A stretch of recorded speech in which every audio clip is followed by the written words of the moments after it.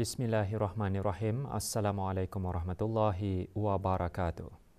Kebawah Duli Yang Maha Mulia Paduka Seri Baginda Sultan Haji Hassanah Bolkiah Muizzaddin Wad Daulah Ibni Almarhum Sultan Haji Umar Ali Saifuddin Sa'dul Khairiwaddin, Sultan dan Yang di-Pertuan Negara Brunei Darussalam berangkat menghadiri istiadat Permakaman Negara Her Majesty Queen Elizabeth II yang berlangsung di Westminster Abbey, London. Berangkat mengiringi Kebawah Duli Yang Maha Mulia ialah Duli Yang Teramat Mulia Paduka Seri Pengiran Muda Abdul Matin.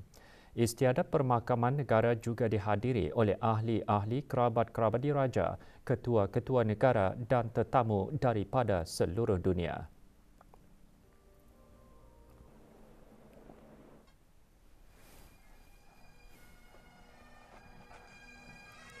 Sebelum istiadat Permakaman Negara berlangsung, keranda Her Majesty Queen Elizabeth II diangkat ke usungan khas bagi satu perarakan yang dibawakan oleh The State Gun Carriage of the Royal Navy daripada Palace of Westminster menuju ke Westminster Abbey sambil diiringi oleh His Majesty King Charles III serta ahli-ahli kerabat diraja British dan The King's Household. Ini diikuti dengan upacara State Funeral Service. Pada penghujung istiadat Permakaman Negara, The Last Post kemudiannya dimainkan yang diikuti dengan bertafakur selama 2 minit di Westminster Abbey serta seluruh jajahan United Kingdom. Istiadat diakhiri dengan lagu kebangsaan negara berkenaan. Her Majesty Queen Elizabeth II seterusnya disemadikan di St. George Chapel, Windsor.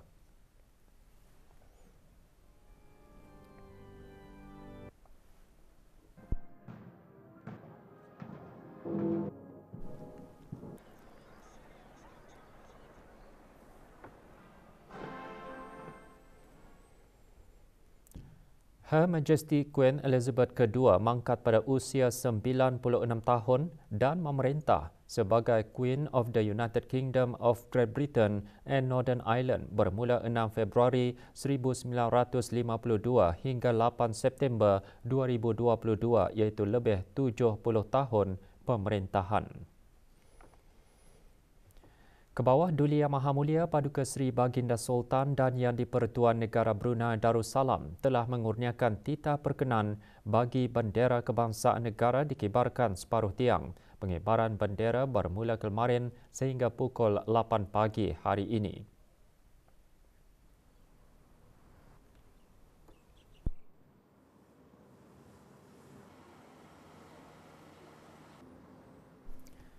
Bendera kebangsaan dikibarkan separuh tiang di semua bangunan-bangunan kerajaan di seluruh negara, termasuk semua pejabat-pejabat perwakilan negara Brunei Darussalam di luar negara atas kemangkatan Her Majesty Queen Elizabeth II kerana menzahirkan rasa belasungkawa atas kemangkatan Her Majesty Queen Elizabeth II pada usia 96 tahun pada hari Khamis, 8 September 2022.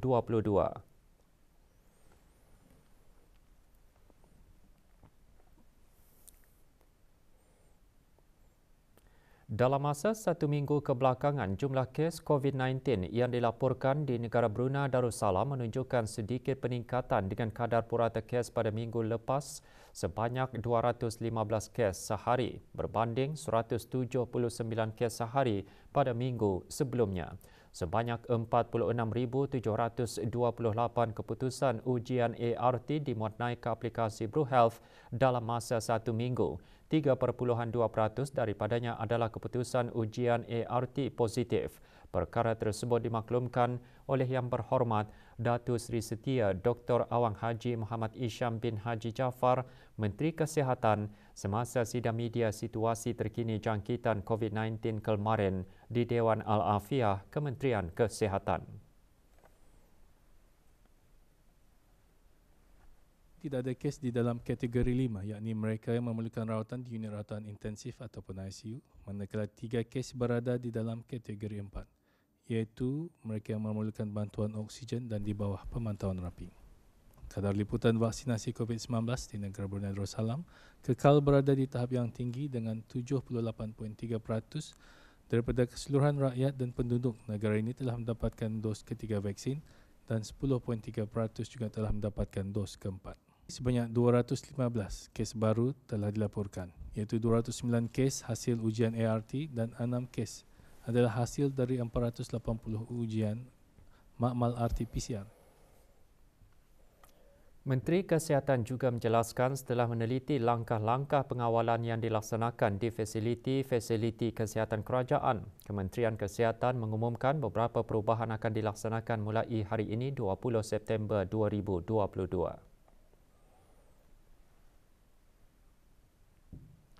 Pesakit-pesakit yang datang berjumpa doktor dan tidak mempunyai tanda-tanda jangkitan tidak diperlukan membuat ujian ART terlebih dahulu. Walau bagaimanapun, ujian ART adalah dikehendaki bagi pesakit-pesakit yang hendak mendapatkan rawatan dental, pesakit-pesakit yang akan menjalani prosedur-prosedur perubatan tertentu seperti bronkoskopi dan bronkogastroskopi. Pesakit-pesakit yang datang mendapatkan rawatan di Jabatan Kemalangan dan Kecemasan di hospital-hospital atau pesakit-pesakit yang akan dimasukkan ke hospital. Ujian ART adalah juga digalakkan bagi pesakit-pesakit di pusat-pusat kesihatan yang mempunyai tanda-tanda jangkitan untuk melancarkan urusan rawatan. Sementara itu, ujian PCR hanya akan dilakukan bagi pesakit-pesakit tertentu sahaja. Pengeluaran notis pengasingan diri atau self-isolation notice akan dihentikan. Sesiapa yang mempunyai tanda-tanda jangkitan tetapi negatif ujian ART adalah dinasihatkan untuk menggunakan dasar cuti sakit disahkan sendiri ataupun CSTS atau surat pengesahan sakit dari ibu bapa atau penjaga bagi pelajar-pelajar.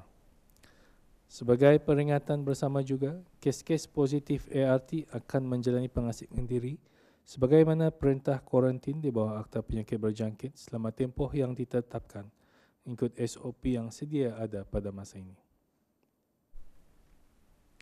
Dasar melawat ataupun visiting policy di hospital-hospital juga dikemas kini seperti berikut. Melawat dibenarkan pada waktu melawat yang ditetapkan sahaja. Jumlah pelawat bagi setiap pesakit yang berada di hospital tidak lagi dihadkan. Walau bagaimanapun hanya 2 orang pelawat saja dibenarkan masuk pada satu-satu masa bagi setiap pesakit. Setiap pelawat dikehendaki menunjukkan keputusan negatif ART yang dibuat pada hari yang sama. Pelawat tidak dibenarkan melawat pesakit yang berada di holding ward ataupun isolation ward.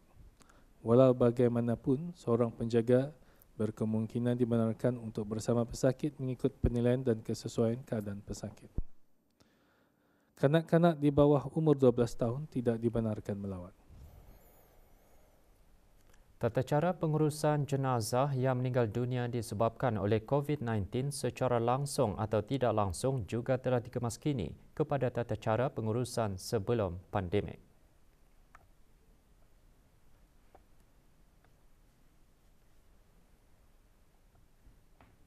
Kebangsaan. Jenazah boleh disempurnakan di masjid atau di rumah mengikut kehendak keluarga dengan garis panduan yang telah disediakan seperti memakai sungkup muka, sarung tangan, apron dan pelindungan mata ataupun eye protection semasa menguruskan jenazah. Walau bagaimanapun, jenazah tidak boleh disempurnakan di rumah jika ada kes positif berada di rumah kerana kes positif tersebut perlu menjalani kuarantin. Jenazah boleh dikebumikan di mana-mana tanah perkuburan yang bersesuaian atau mengikut kehendak keluarga. Ujian ART tidak diperlukan bagi sebarang kematian yang berlaku di rumah dan jenazah boleh disempurnakan seperti biasa. Waktu beroperasi bagi pusat swabbing, Hospital Raja Isteri Penganak Selehat dan Pusat Sari, Hospital Suri Seri Begawan, Kuala Belait diubah kepada 8 pagi hingga 5 petang pada hari-hari bekerja dan ditutup pada setiap hari Jumaat, Ahad dan hari-hari kelepasan awam. Demensia adalah sejenis penyakit yang mempengaruhi fungsi kognitif otak yang boleh menjejaskan ingatan, pemikiran, tingkah laku dan perasaan. Demensia juga adalah penyebab utama berlakunya kelainan upaya dan kebergantungan dalam kalangan orang tua. Menurut Pegawai Perubatan Jabatan Geriatrik Hospital Raja Isteri Pengiran Anas Saliha, terdapat pelbagai jenis demensia yang mana penyakit Alzheimer adalah jenis yang paling lazim dan menyumbangkan kepada 60 ke 70% kes-kes demensia. Penyakit demensia katanya bukanlah merupakan akibat proses penuaan yang normal, ia adalah penyakit yang menjejaskan ingatan, pemikiran, tingkah laku dan emosi individu tersebut. Gejala-gejala penyakit demensia termasuk hilang ingatan serta pemikiran, kesukaran mencari perkataan yang betul atau memahami apa yang dikatakan, kesukaran melaksanakan tugas rutin harian atau perubahan personaliti dan perasaan. The well-established risk factor is definitely age. Age is a risk factor for dementia, but as we know, that is irreversible. Saying so, dementia is not a normal aging process. Okay, but here I would like to take the opportunity to actually explain the 12 modifiable risk factors, because research has already stated that by modifying all these 12 risk factors, up to 40% of cases of dementia can be prevented or reduced. These 12 includes physical inactivity, smoking, toxins like shabu and alcohol, air pollution, head injury, social inactivity, less education, obesity, hypertension, diabetes, depression and hearing impairment. Kajian Lancet Publication Analysis of Global Burden of Disease Study 2019 menganggarkan terdapat sebanyak 1,574 kes di negara Brunei Darussalam dan dijangka meningkat sebanyak 365% kepada 7,317 menjelang 2050. Bulan Alzheimer sedunia disambut pada setiap bulan September dan tema tahun ini, Kenali Demensia, Kenali Alzheimer.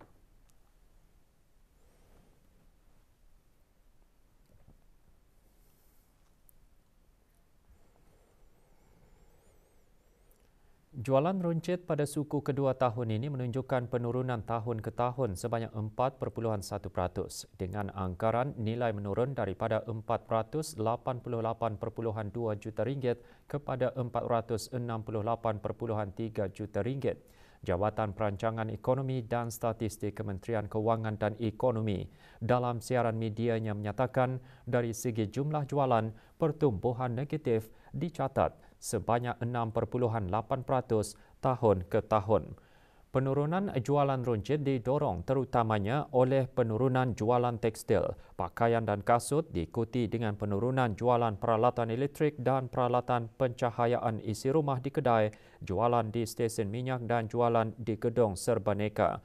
Penurunan disebabkan kekurangan permintaan domestik selaras dengan pengurangan sekatan pergerakan rentas sempadan dan pembelajaran dan pengajaran secara dalam talian yang masih dilaksanakan sehingga pertengahan bulan Mei 2022. Perkhidmatan makanan dan minuman pula meningkat sebanyak 0.2% berbanding suku tahun kedua 2021. Dari segi jumlah jualan, aktiviti makanan dan minuman mencatatkan pertumbuhan negatif sebanyak 1.1% tahun ke tahun. Peningkatan hasil jualan makanan dan minuman adalah terutamanya disebabkan oleh hasil jualan-jualan bagi aktiviti lain-lain perkhidmatan makanan dan hasil jualan restoran. Berbanding dengan suku tahun pertama 2022, jualan runcit pada suku tahun kedua 2022 meningkat sebanyak 4% disebabkan peningkatan jualan tekstil, pakaian dan kasut, jualan di stesen minyak, jualan peralatan perabot dan rumah dan jualan di gedung serbaneka. Manakala bagi perkhidmatan makanan dan minuman pula mencatatkan peningkatan sebanyak 5.8% pada suku tahun kedua 2022 berbanding suku tahun pertama 2022 terutamanya disebabkan peningkatan hasil jualan bagi aktiviti perkhidmatan catering, aktiviti penyajian minuman, restoran dan kedai makanan segera. Berbanding dengan suku tahun pertama 2022, peningkatan pada aktiviti jualan runcit dan perkhidmatan makanan dan minuman adalah berikutan peningkatan permintaan domestik selaras dengan pengurangan langkah pengawalan seperti peningkatan kapasiti bagi kemasukan pelanggan ke premis-premis perniagaan kepada kapasiti penuh dengan tamatnya fasa awal endemik COVID-19. Laporan penuh boleh diperoleh melalui laman sesawan JPES di deps.mofe.gov.bn.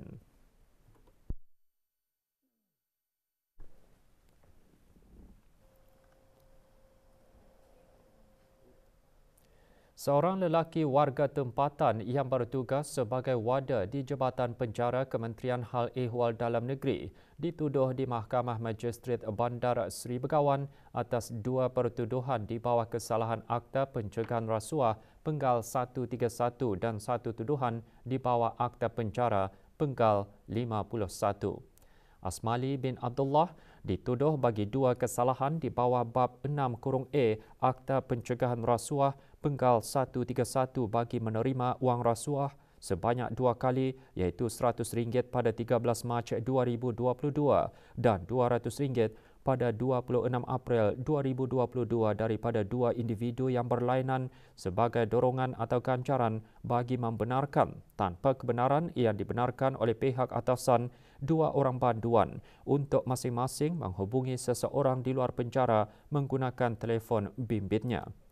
Dia juga dituduh bagi satu lagi kesalahan di bawah peraturan penjara di bawah Akta Penjara bagi melakukan kesalahan menyampaikan komunikasi tanpa kebenaran yang sah kepada seorang banduan yang mana adalah melanggar peraturan 329(q) Peraturan Penjara di bawah Akta Penjara Penggal 51. Tertuduh mengakui tidak bersalah terhadap ketiga-tiga pertuduhan.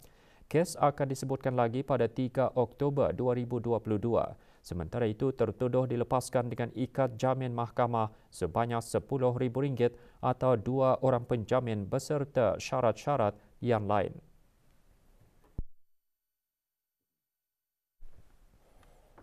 $18 buah syarikat tempatan telah diarahkan untuk membayar denda di Mahkamah Magistrate kerana gagal mematuhi Seksyen 52(1) Akta Cukai Pendapatan Penggal 35 di dalam bulan Jun sehingga Ogos 2022. Sebanyak 17 syarikat telah mengaku bersalah kerana gagal menghadapkan penyata cukai pendapatan bagi tiap-tiap tahun kewangan yang berkenaan. Manzian dan anak-anak Sendirian Berhad, Khan Kapit Sendirian Berhad, Kemajuan Pertanian Malar Hijau Sendirian Berhad dan Kamar Sendirian Berhad masing-masing dikenakan denda RM5,000. Manakala High Rope Engineering Sendirian Berhad dan Sri Akhashaya Kontraktor Sendirian Berhad masing-masing dikenakan denda RM4,000. Atmax Brothers Sendirian Berhad didenda RM3,600. Momin Engineering Services Sendirian Berhad, Arsalan Jaya Sendirian Berhad, Shams and Uruli Sendirian Berhad masing-masing didenda RM3,000. John BRN Tua Sendirian Berhad, Nostar Petroleum Corporation Sendirian Berhad, JRA Barakah Sendirian Berhad dan Curtis and Sons Sendirian Berhad masing-masing didenda RM2,000. Manakala ME Real Estate Sendirian Berhad, Hudson International University Sendirian Berhad dan Tanawal Sendirian Berhad setiap syarikat dikenakan denda RM1,000. Dalam pada itu, syarikat Mas Kamal Sendirian Berhad telah disabit bersalah oleh Mahkamah Magistrate dan dikenakan denda sebanyak RM7,500. Bahagian hasil Kementerian Kewangan dan Ekonomi ingin mengingatkan bahawa syarikat-syarikat yang berdaftar di bawah Akta Syarikat Penggal 39 perlu menghadapkan penyata cukai pendapatan masing-masing selewat-lewatnya pada 30 Jun bagi tahun taksiran yang berkenaan.